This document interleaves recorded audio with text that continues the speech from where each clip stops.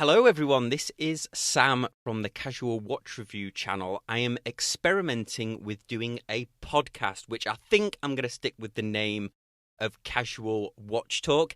So this will be the first episode of Casual Watch Talk.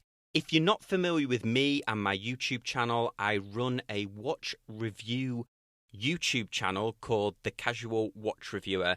Not only do I review all types of watches from luxury right through to affordable pieces, but I also do a lot of interviews with some very interesting people to do with the watch business. So I've interviewed strap makers, watch repairers, vintage watch restorers, a whole host of people, and that content tends to be much longer form.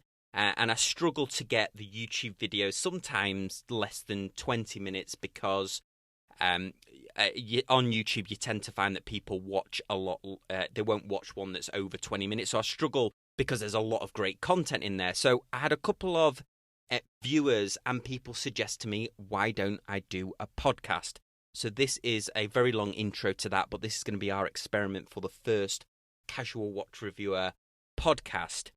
Now, I'm joined today for the inaugural Watch Talk episode by the channel's resident Omega specialist, who is Sean. So thank you so much for joining me, Sean. Thanks for having me, Sam. Thank you so much for joining me on my first one on this embarking on this brave new venture here. What's important as well with this new one is if you guys let me know what you think of this. I'm going to upload it to YouTube, but also I will be trying to upload it to your favorite podcasting app, whether that be iTunes. I'm just trying to work out the logistics of that. So let me know in the comments section down below what you think of it. If you've got any suggestions, if you want to come on the podcast, by all means, you're more than welcome. So I wanted to kick off this week by a very relevant topic. I wanted to discuss the 50th anniversary of Apollo 11, the moon landings. So on July the 21st of 1969, so July the 21st is coming up very soon. Obviously, as we all know, Neil Armstrong and Buzz Aldrin stepped off the Eagle to become the first humans to stand on another world or the moon. Now, Omega, as well as other brands, have been doing commemorative editions, and we know what Omega's like. Any excuse to do a limited edition, they're there. But they obviously were pivotal in that early spacewalk. So they've introduced 50th anniversary, and they've really gone all out on this version. It's a limited edition of 69 pieces. A few little sniggers there when I read that one. And then on the back, it has a very ornate case back with the initial footprint on there. We've got the footprint laser engraved on there. It's gold plated, and of course, it has a laser engraving of Buzz Aldrin on the dial. Now, I'm sure you guys know this, but anybody who doesn't know this, the reason that Buzz is on there and not Neil Armstrong is that Neil Armstrong wasn't the first person to wear an Omega on the moon. In fact, his had some technical difficulties. So I wanted to kick off today discussing about that, but I'd love it, Sean, if you could kind of just tell us a bit about this edition and why it stands out amongst some of the other limited editions that you think Omega's been doing recently. As we know that it's the 50th anniversary of this event, so that as expected, Omega had to include some elements of gold, and we saw the first release of the all gold moonshine gold watch, which was, I think, is a very, very good looking watch. The one with the red bezel, all gold, and then in the back had a display case back, as well as I think there was a meteorite in the back to represent the moon. I think that was a really good representation of a 50th anniversary Apollo 11 watch. But for this stainless steel two-tone one, which also has moonshine gold, we have elements of that gold to represent the 50th anniversary, but we also have a lot of other things like the vintage Omega logo. We have a step dial And we also have that DON, that dot over 90 bezel, which is some of the things that collectors really look for in those vintage Omega Speedmasters. What is the relevance of the moonshine gold? Is it, because I know Rolex kind of smelt their own type of gold. Is this what Omega's doing here? Is it a composite, a gold composite, or? Yeah, yeah. So moonshine gold is their, I guess, their way of creating a gold that will never tarnish. From what I've read, is this gold will stay that color for a very long time. So it won't. I guess it won't change colors. It won't. Um, I guess patina over the years. So it'll always look that way. And you'll see like other vintage gold watches, they might appear darker just because they patinaed over the years. But this moonshine gold will technically look the same as if it was released yesterday, 20 years down the road. I guess the equivalent of that is those tritium markers. We don't use them anymore because they tarnish, they patina, but now we have our super luminova, and that will technically stay the same throughout the years. Right. Okay. So they're creating a vintage inspired watch, but it's almost like a time capsule by the materials that they've used. It will always, in theory, look the same. I hadn't realised that about the gold. I wonder, it'd be quite interesting to know what they mix that gold with to have it kind of internally. And you're saying that the gold one that they previously released, the entire thing was, the entire case and bracelet were made of this moonshine gold. Yeah. So it will have that heft of gold, but I guess the properties, it'll still be gold for the most part. It's just that whatever they mixed it in with will keep it that same color, that same luster. Right. Okay. Oh, that's really interesting. And what can you, the box as well is unique as well, isn't it, for this particular model? It doesn't come in like a standard Omega, the Omega kind of suitcase, the black suitcase box. Yeah, that one. I think it's ceramic outside. So it's to mimic the packaging that they had for these watches in 1969.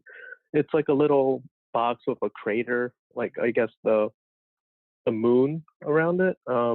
It's a nice little touch. I'm sure that the majority of that money wasn't spent on packaging, more so the watch itself and the movement. But it's a nice little throwback to the original packaging that the Speedmasters came in. Yeah, and the bracelet as well is, I've never seen a Speedmaster with that bracelet. Is that totally new for this version, or is that a vintage inspired bracelet?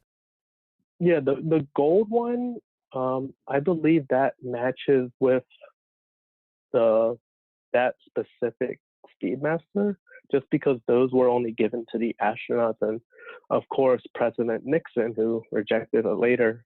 But I think that bracelet is specific, or at least that style specific to that watch itself. As with the two-tone one that got released recently, or announced recently, that bracelet was specific to that era, with around 1969. So you'll have those flat link bracelets, as well as that vintage clasp. But it's modern day, so it's not as tinny or as weak feeling, I guess, compared to the ones we have now. Yeah, because that one, the steel version looks like one of those. I forget the name of the brand, but those sort of, not like elasticated. They were kind of like metal. I forget the name. You see them a lot on vintage watches. So with this, the 50th anniversary, the steel one, it has a Velcro strap with it, but it's not like the longer kind of simplified one that they normally do. It has like cork on it. Is that I guess that's to make it look like it's aged Velcro, or I mean, they never used cork as the strap for the on the moon landing. No, I think the inspiration behind that was the thrusters to the Saturn V rockets use cork as like an insulation, I think. So that's why you have that tile looking design to it, but also those cracks. I think that was the inspiration behind it. I don't think they actually used it specifically on the watch straps itself. I think that was just a regular Velcro strap, I guess simple and effective. But this black coated cork that they're using is more so the technology they used on the mission compared to what they actually used on the mission. Oh, that's really interesting. So they were cork tiles for to protect against heat for like landing or re-entry or something. Oh, that's a nice that's a really interesting. They've seemed to have gone to like incredible attention to detail. I mean, as you'd expect for if I didn't mention this at the start, but this watch is limited edition. It's coming in around, well, it's just under 10,000 US dollars, I suppose, with the tax, but it's 9,650 for a steel Speedmaster. Is that it, do you think that's the most expensive steel Speedmaster they've ever made? Then I would say so, um, just because I think a lot goes into it. Our standard steel Speedmaster would cost maybe $5,000, $6,000, maybe less depending on where you get it. Um, but for this, we have to consider that there is that new gold that they're um, using, the moonshine gold. You also have, I think the bezel is ceramic, I believe. I have to double check that. But also, it is, yeah. So yeah, you have that, and those are pretty much the fancy materials that they're using. But we also have that new movement, the master chronometer 3861, which is probably even more robust than the 1861 or maybe the 321 for that matter. yeah. So again, this was one of the questions I was going to ask you. Is the 321 was the movement in that watch originally, and there was rumors that that it might, was this the watch where it was rumored that it might have this 321, or is that going to be a separate Speedmaster altogether? I think there was a transition phase between watches. I think that it did have a 321, but I guess to keep in mind that they were issued a few Speedmasters. I don't think they were issued just one. So it could be that, it might have had the 861 or maybe the 321, but I do believe it's the 321. So, because they announced, didn't they, that they were going to re-release this movement? Was this the Mm-hmm. watch that we thought it might be in, or do you think that's going to be a different special edition altogether? Well, I think everyone was hoping it would have been released in this one. It would have made sense, given the 50th anniversary, and people were really hoping it would have been released in these, especially the gold one. It's one of that precious metals that we were, I guess, expecting that higher upcharge for, and they would have expected the new 321 movement. But I think they are planning on another Speedmaster with the 321. Um, but also, we have this $9,650 charge for the two-tone stainless steel with that new movement. I can only imagine if they replicated the 321 and put it into this two-tone or even the gold one, we would have been paying much more. Maybe in the five digits, because from what I've heard is the 321 is it's like a very limited reproduction, and there's only so many people who work on it.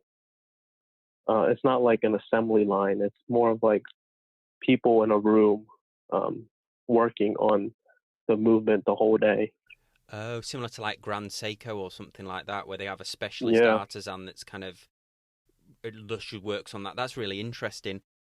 Well, I mean, whatever it's going to be. It's going to look awesome. I had an interesting comment, and this is going to call for a lot of speculation on our behalf. I had an interesting comment on one of my videos, which was we were talking about the Omega. In fact, we talked about the James Bond in the video, and somebody mentioned about the Moon Watch, and then there's this whole conspiracy theory, which of course I don't subscribe to, but I might as well give it a nod. Is that was the moon landing kind of staged, or was part of it staged, or so on? So there's this whole conspiracy theory that's been going on for a long time. I'm a firm believer, for the record, that the moon landings definitely did happen, but the commenter raised a very interesting question about if Omega hadn't been involved in that early moon landings, or somehow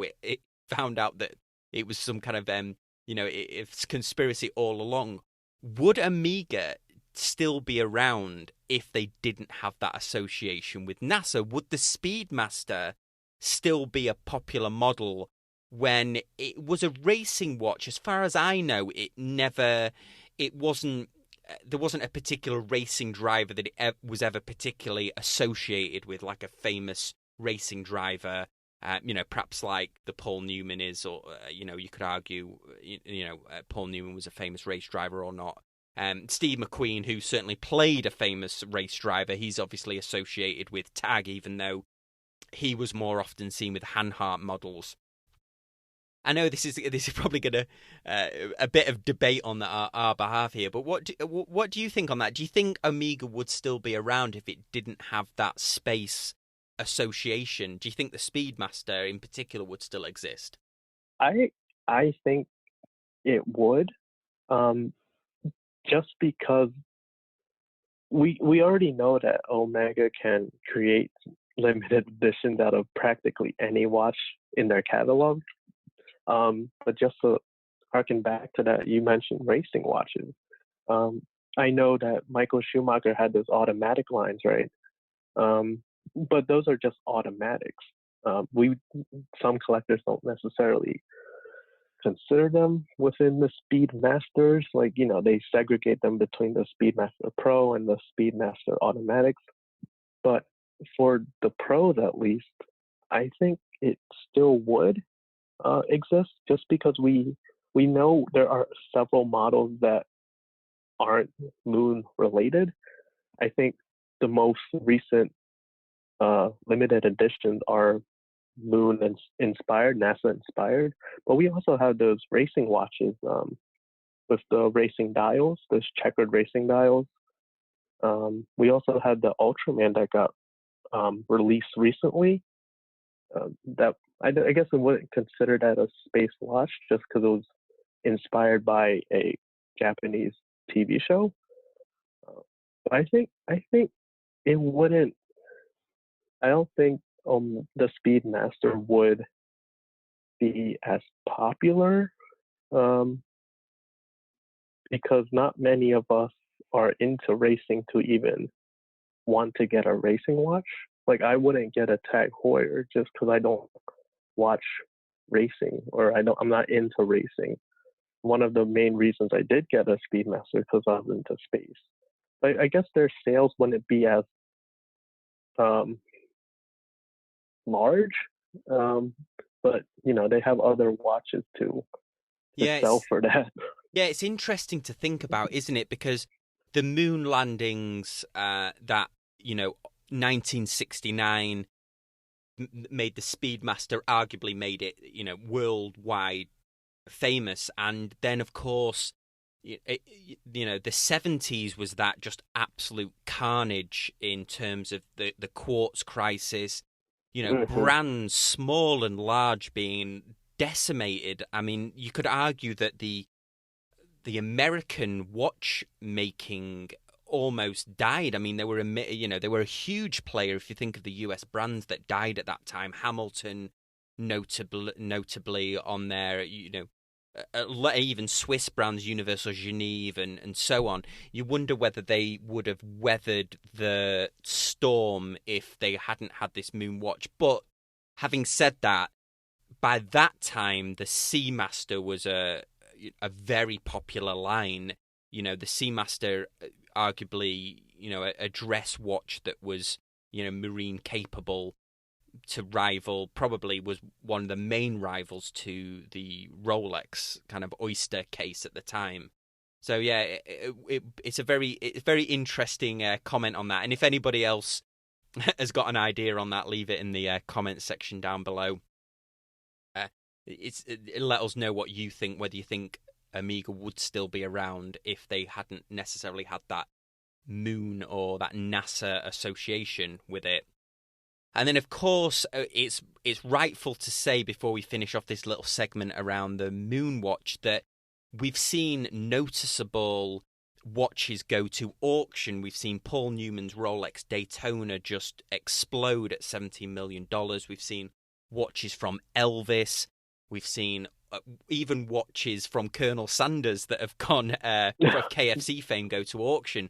But the true holy grail for Omega fans, forget the Paul Newman, forget Elvis's watches or the Omegas he had. The true holy grail, and who knows what the value of that would be. I mean, it still must be US government property, but Buzz Aldrin's watch that I believe was lost when he posted it back, because all those, we think of those guys being able to keep their stuff, but they were government employees. They were, I think they were Air Force, weren't they? Everything they owned was basically government issued property. So unfortunately, they had to hand everything back at the end of their space mission. Thank you for risking your life, but can you give us what back?